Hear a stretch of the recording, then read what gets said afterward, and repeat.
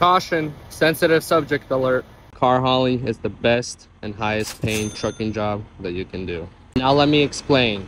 Let me set this on a bar for you, from lowest to highest. Yes, it beats dry van, it beats reefer, it beats flatbed, it beats step deck, it beats the tankers. The only job that it doesn't beat is oversize or mega oversize. And what do I mean by beat? We're talking about pay. On a scale, it goes like this.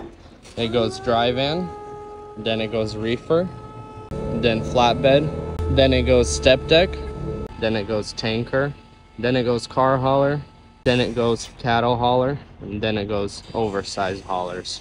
Cattle haulers and oversized haulers are a different breed of truck drivers. But in the regular Class A CDL holders, car hauling will pay you the most. And I know I'm gonna get a lot of people in the comments saying, no, flatbedders make more, no, reefers make more. Everybody's always saying that because they want to be making more. And they think that they're making the best until they realize that they're not making the best. Now let me tell you why car hauling pays the most out of all those sections. And I know this for a fact. I am not making up any numbers out of my head. I know how much all those levels make. Talking to multiple people of all industries, and I mean multiple, not just one or two, I have a scale on how much each one makes. And let me tell you that right here. Starting from the lowest of the low, we're going to talk about how much a truck itself will make and how much a driver can make from that amount.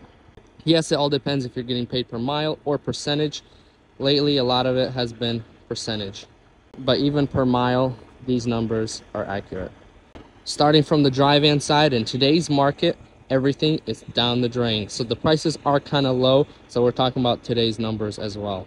Dry van, it's not been good. They've been making from $4,000 to $6,000 maximum per week. And we're talking a 70-hour work week, Monday through Friday or Monday through Saturday, however long that takes you before you have to do your restart.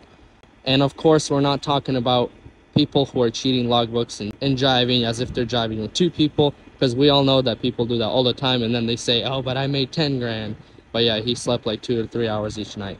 The dry vanners are making between 4 to 6 grand as owner ops. That's gross amount. And if you're a driver just driving under the company, you're getting paid anywhere between $1,000 to $2,000. And if you're lucky, maybe you'll make over $2,000, depends on which company you're with.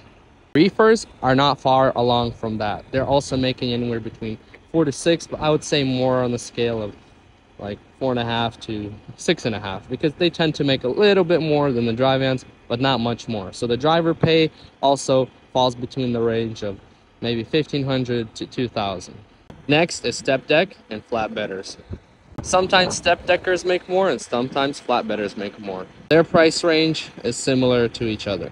Flatbedders and step deckers, to all the guys that I've been talking to in the last couple weeks and months, they're ranging on a low end of $5.5 to $6,000 up to $8,000 to $9,000. And that's the gross amount, how much the truck makes. And if you're just the driver of the company, you can make anywhere between $1,500 to $2,500 per week on a flatbed or a step deck. Then we come into the tankers. And honestly, I did not know what the tanker gross is each week. I haven't spoke to any of them, but every tanker job that I see offering work for people, since you need more than a Class A, you need a couple other endorsements, they're paying anywhere between $2,000 to $2.5 grand. And I would say you can make a bit more money being a tanker, being a flatbedder. Then rolls in this puppy. I know y'all want to hear how much it makes. And before you go in the comments and tell me, oh, but I made 10 grand on my drive in last week. Yes, you possibly have, but we're talking average numbers. If you put 50 trucks in a pile, between those 50 trucks, average numbers, you could be on the higher end of things, you could be on the lower end of things. Same with flatbeds and even car haulers. And this is the business I know most about because I do it myself for the last 4 years. Every company ranges between certain prices, but we're speaking average numbers here. Things have been slowly falling in every transportation industry, and so have the prices within the last year of this puppy. This year, honestly, I think it's the least that car hauling has made me within the last 4 years. These days numbers, on a car hauler, you have a low end of $9,000 and you can range up to $12,000 on a good week in these days. We're not talking about a year ago where the lowest number was 10 to 11 and all the way up to 15,000. But right now, you can range between 9 up to $12,000 per week, 5 days. And that's the average number for most car hauling companies, not just this one. That is the gross amount. So as a driver, how much can you make in a car hauler? Most car hauling jobs pay you percentage. So from $10,000, an average pay of a car hauler is about 30%.